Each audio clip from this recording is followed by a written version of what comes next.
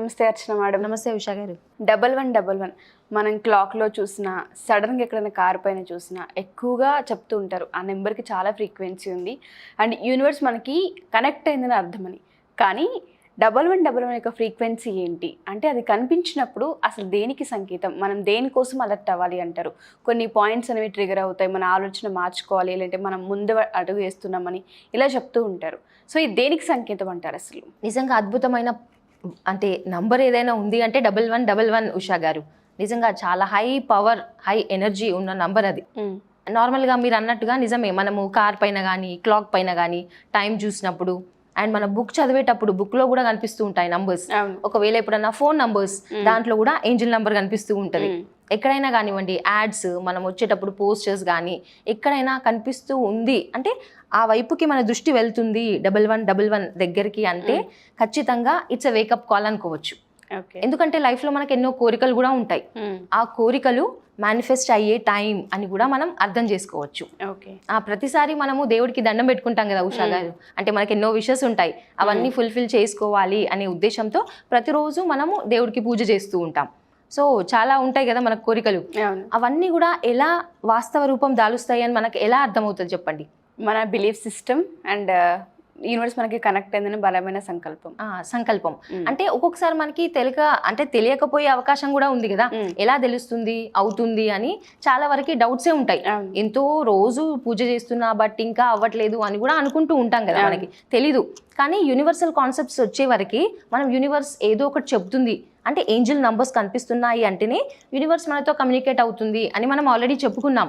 కానీ ఏం చెప్పాలనుకుంటుంది యూనివర్స్, ఇచ్చే మెసేజ్ ఏంటి మనకి అని అడిగితే మాత్రం ఉషా గారు, మీరు ఏవైతే ఇప్పటి వరకు ప్రేయర్ చేశారో, ఏదైతే కోరుకున్నారో, దేవుడికి కానివ్వండి, భగవంతుడికి, ఎవరికైనా విశ్వానికి కానివ్వండి కోరుకున్నారు, కానీ అవన్నీ కూడా నిజ రూపం దాల్చడానికి టైం వచ్చింది అని చెప్పేసి ఇచ్చే ఇండికేషన్, సిగ్నల్ మనకి.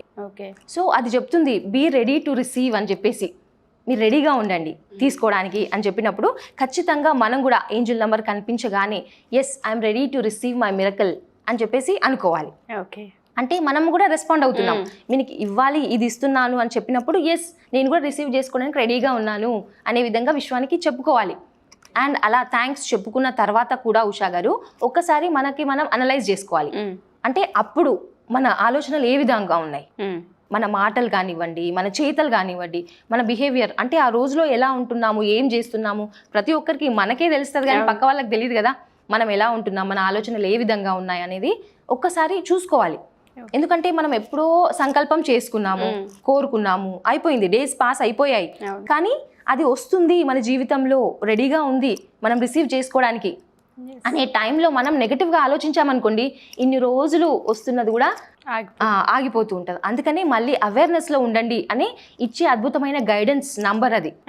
సో మళ్ళీ మనం అవేర్గా అవ్వాలి. ఓకే, నేను ఈ సంకల్పం పెట్టుకున్నాను కదా, నా ఆలోచనలు కరెక్ట్ విధానంగా ఒకవేళ డైవర్ట్ అవుతుంది అని అనుకున్నప్పుడు రైట్ వేలో వెళ్ళండి అని చెప్పే ఇండికేషన్. సో మళ్ళీ మనం ఫోకస్ చేయాలి మన ఆలోచనల పైన, నేను ఎలా మాట్లాడుతున్నాను, ఎలా నా బిహేవియర్ ఉంది అని చెప్పేసి ఒకసారి మళ్ళీ చూసుకోవాలి. అంటే ఇట్స్ ఎ రిమైండర్ అనుకోవచ్చు, మనం మళ్ళీ రిమైండ్ చేసుకోవాలి.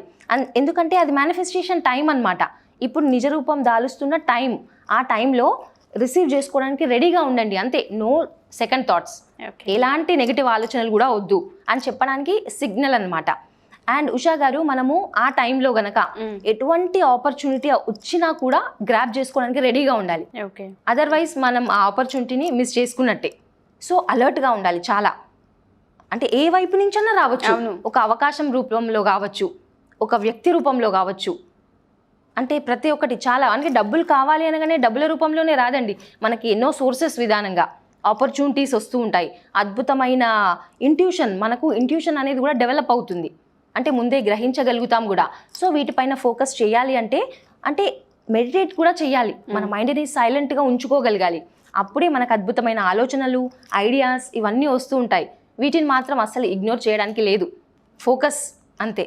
ఇది మేనిఫెస్టేషన్ చేసుకోవాలి అనుకుంటే ఈ టెక్నిక్ ఎవరైనా అసలు ఏ విధంగా చేసుకోవచ్చు అంటారు 1111ని? అండ్ దాంతోపాటు మనకి కొన్ని కోరికలు అనేవి ఉంటూ ఉంటాయి. వాటిని ఏ విధంగా మనం సంకల్పించుకోవాలి అంటారు అసలు? ఎస్ ఉషా గారు, మీరు అన్నట్టుగా కోరికలు ఉంటాయి. చాలా వరకు అయితే మనకు డబ్బు విషయంలోనే, డబ్బు వస్తే హ్యాపీగా ఉంటాము అనే విధంగా మనం ట్యూన్ అయిపోయినాం. అండ్ అఫ్ కోర్స్ మనకు డబ్బులు ఉంటే నిజంగా చాలా హ్యాపీగా ఉండగలుగుతాం. అంటే రిలేషన్స్ అన్నా కూడా మన రిలేషన్ బాగానే ఉంది, బట్ డబ్బులు లేకపోతే ఎలా చెప్పండి? అంటే ఒక వైఫ్ అండ్ హస్బెండ్ ఉన్నా కూడా వాళ్ళు హ్యాపీగా ఉండాలంటే షాపింగ్ చేయాలన్నా, బయటికి వెళ్ళాలన్నా, వాళ్ళు సరదాగా ఎక్కడైనా ట్రావెల్ చేయాలన్నా కూడా మనీ అనేది కంపల్సరీ కావాలి కదా. సో డబ్బులు అనేది తీసుకుందాం. మనం ఎలా మేనిఫెస్టేషన్ చేయాలి అంటే మాత్రం ఇది అంటే ఒక టెక్నిక్ చెప్తా ఉషా గారు. ఆ టెక్నిక్కి ముందు మనల్ని మనం చూసుకోవాలి. మన బాడీ, మైండ్, సోల్ అన్నీ కూడా అలైన్మెంట్లో ఉండాలి.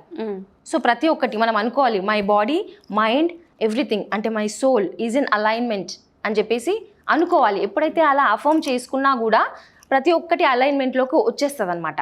సో మనం అనుకోవడానికి, ఎందుకంటే థాట్స్కి పవర్ ఉంది, మన వర్డ్స్కి పవర్ ఉంది. ఖచ్చితంగా my body, mind, soul is in alignment అని అనుకున్నాం అనుకోండి, ఖచ్చితంగా అవుతుంది.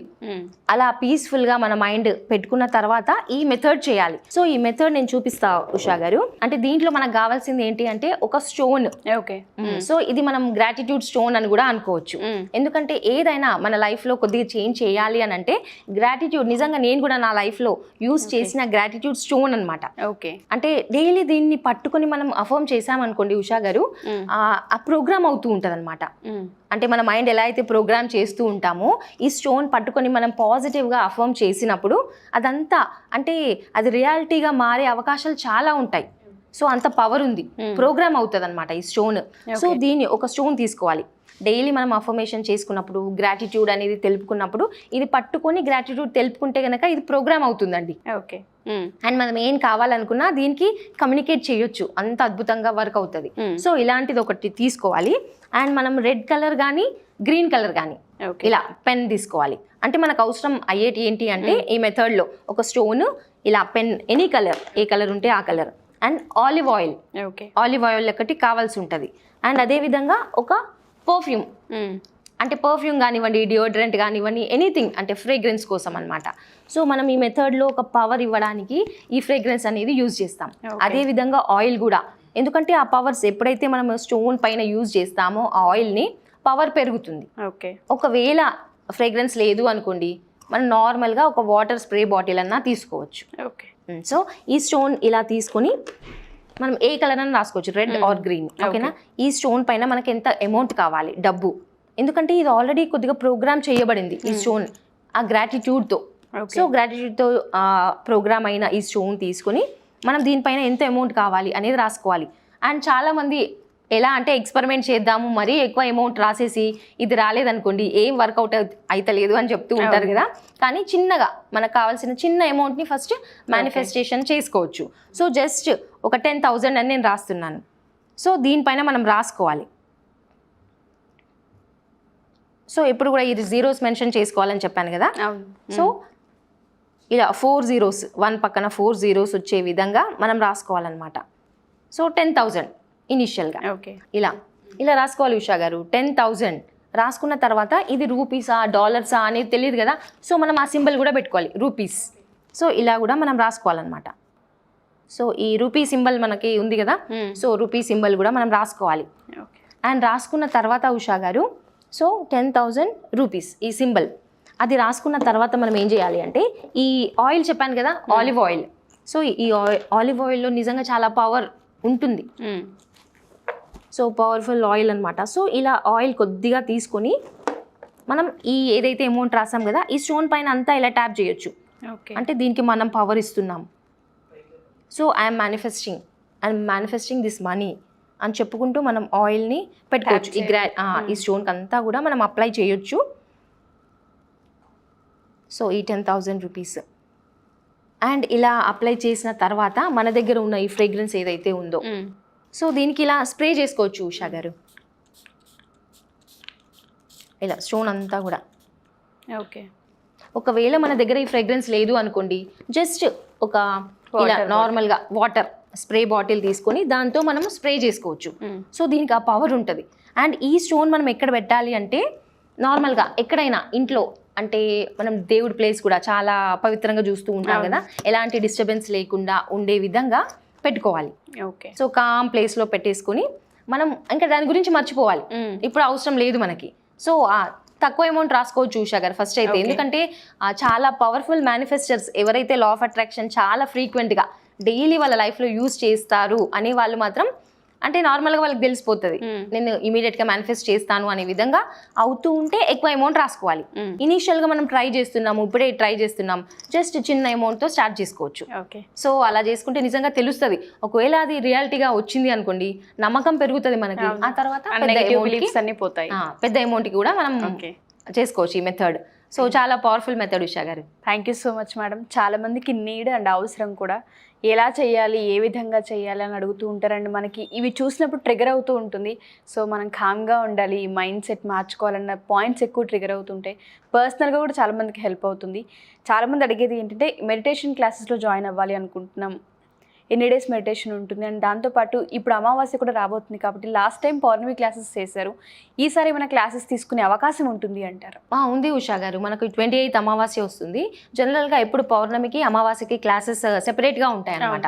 అమావాస్యకి ఒక్కరోజు ఉంటుంది మనకి. సో పౌర్ణమికి ఏంటి అంటే 7 days ఉంటుంది. 7 days. సో ఎవరైనా కూడా ఇప్పుడు అమావాస్య క్లాస్ కావాలి అనుకునే వాళ్ళు కూడా ఎన్రోల్ చేసుకోవచ్చు. అండ్ 21 days మనకు జరుగుతున్నాయి ఉషా గారు, రెగ్యులర్గా జరుగుతూ ఉంటాయి. అండ్ నెక్స్ట్ 7 days బ్యాచ్ కూడా మనకి August 15th నుంచి ఆల్రెడీ రన్ అవుతున్నాయి. సో ఇంకా ఇది అయిపోయిన తర్వాత 15th నుంచి అనుకుంటున్నాం. సో 7 day క్లాసెస్ 21 days కూడా ఆ రోజు నుంచి మళ్ళీ స్టార్ట్ చేస్తాం కొత్త బ్యాచ్ అనమాట. సో ఇంట్రెస్ట్ ఉన్న వాళ్ళు ఎవరైనా రిజిస్టర్ చేసుకోవచ్చు. Thank you ma'am. Thank you so much. Thank you Usha గారు. సో ఎవరైనా సరే ఈ 21 days క్లాసెస్లో అండ్ దాంతోపాటు ప్రత్యేకించి ఓన్లీ 1 day అమావాస్య క్లాస్ అయితే ఉండబోతుంది. మరి దానికి సంబంధించిన డీటెయిల్స్ కోసం క్లాస్లో జాయిన్ అవ్వాలి అనుకున్నా కింద స్క్రోల్ అవుతున్న కాంటాక్ట్ నెంబర్ని కాంటాక్ట్ చేసి మీరు పూర్తి వివరాలు తెలుసుకోవచ్చు. Thank you.